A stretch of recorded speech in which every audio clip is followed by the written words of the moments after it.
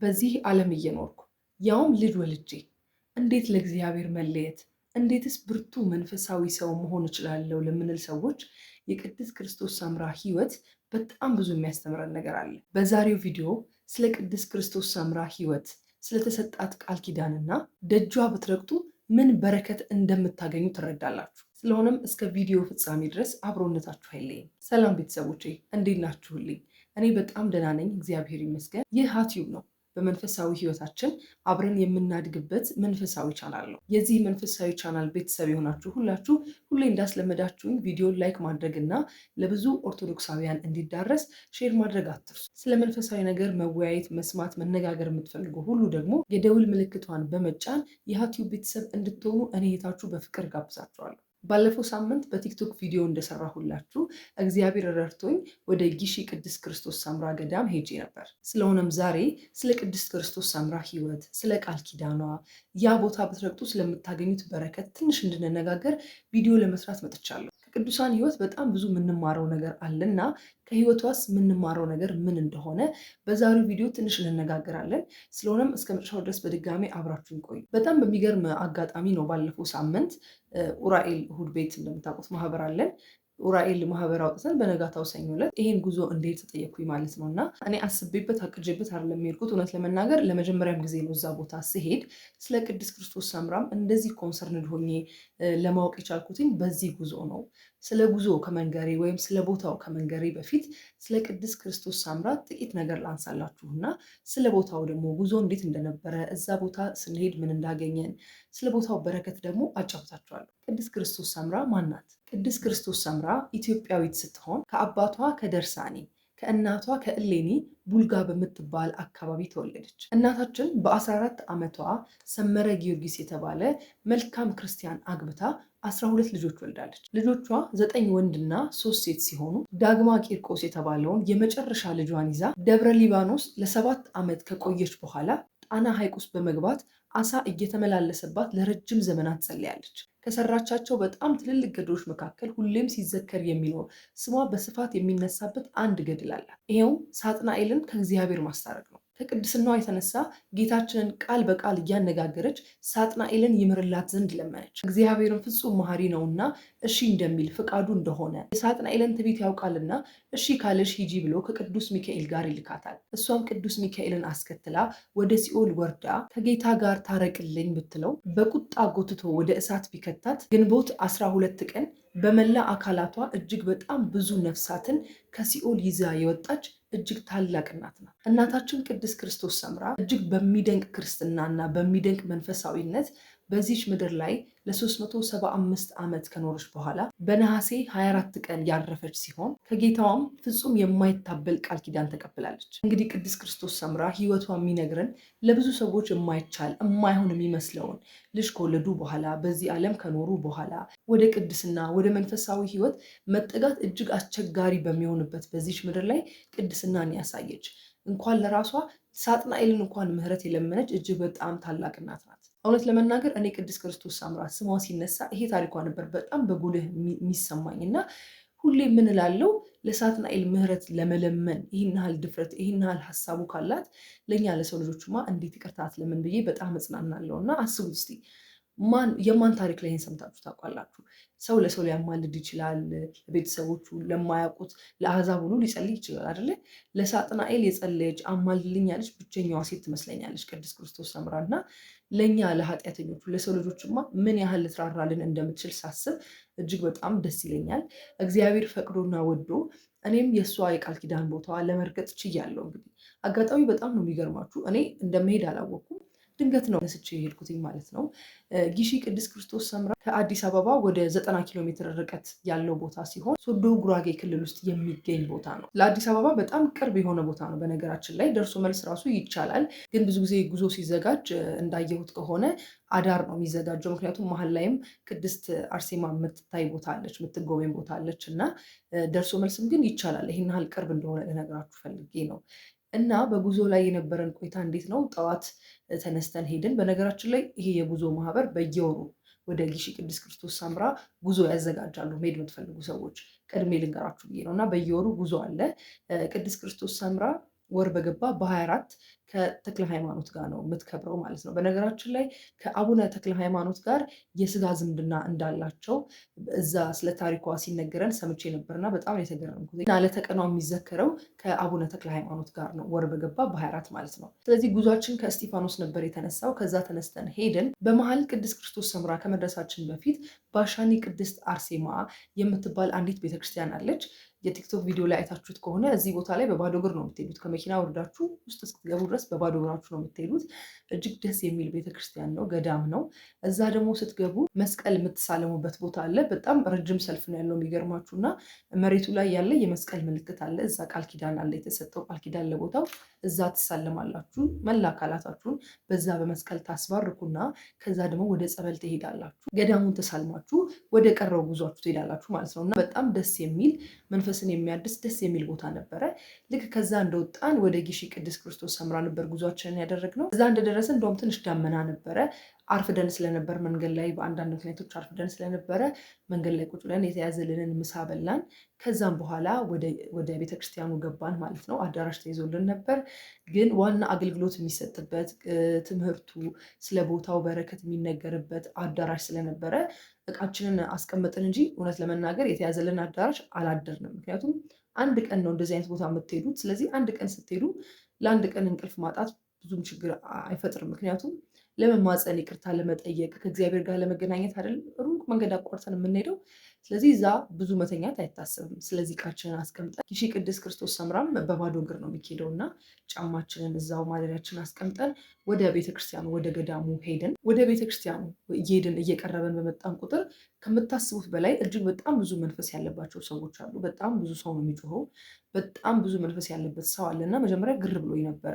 የቦታዋን ቃል ኪዳን አላወኩኝም ነበር እና በጣም የደነገጥኩት መጀመሪያ ማለት እንደውም መርሃ ግብሩ የማታው መርሃ ግብር ይካሄድ የነበረው እዛው አውደ ምሕረት ላይ ነበር እና አውደ ምሕረት ላይ በጸሎት ተከፍቶ በዝማሬ ተከፍቶ ስብከት ሊጀምር አካባቢ በጣም ብዙ መንፈስ ነው የሚጮሁ ከምነግራችሁ በላይ።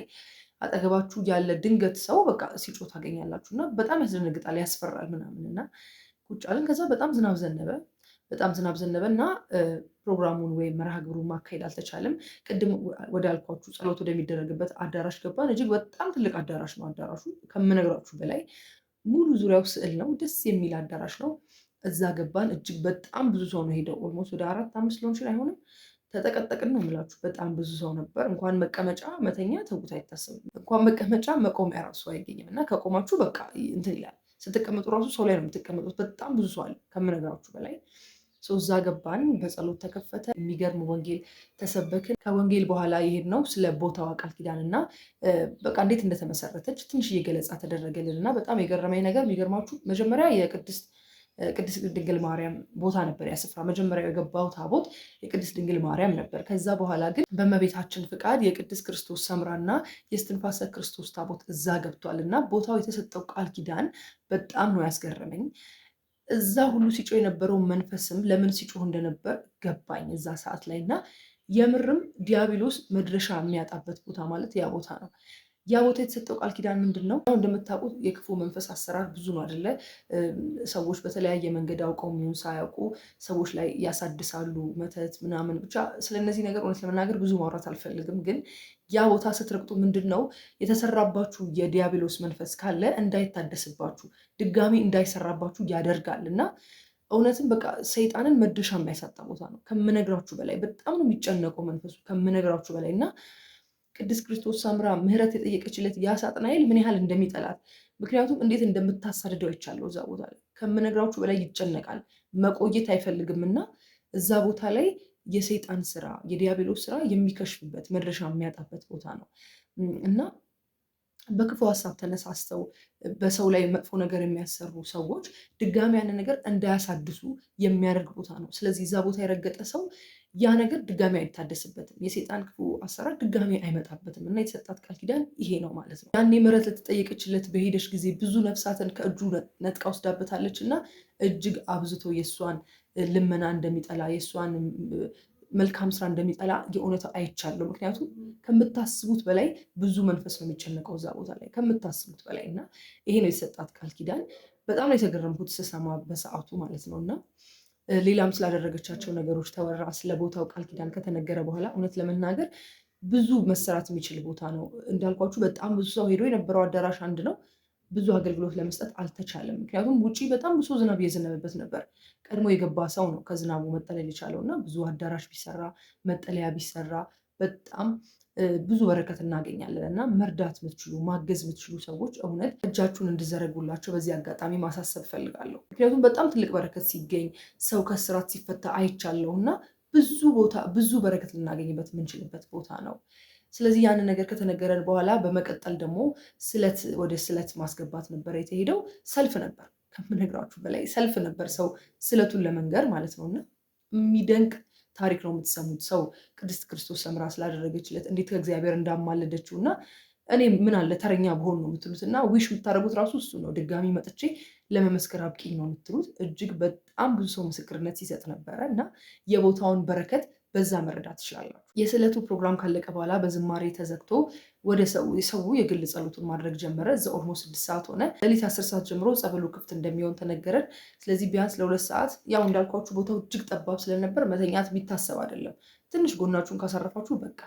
ስለዚህ እሱን እንደዛ ካረግን በኋላ ልክ 10 ሰዓት ሲሆን ወደ ጸበል መሄድ ተጀመረ። ጸበሉ ይሄን ያህል ብዙ አይርቅም። እንደውም ዝናብ ስለዘነበ ተፈርቶ ነበር ያዳልጣል ተብሎ፣ ግን እንደውም ዝናቡ አፈሩ በደንብ እንዲይዝ አደረገውና ብዙ የሚያዳልጥ አልነበረም። ትንሽ ቁልቁለት ነገር ነው፣ ደረጃ ነገር የሚመስል የድንጋይ ደረጃ። እየተደጋገፍን ፍላሽ ላይት ይዘን ወደ ጸበል ቦታው ሄድን። ጸበል ቦታው በጣም ነው ደስ የሚለው። ዙሪያው ጫካ ነው ምናምን እና በቃ ገደል ነው የምትሄዱት።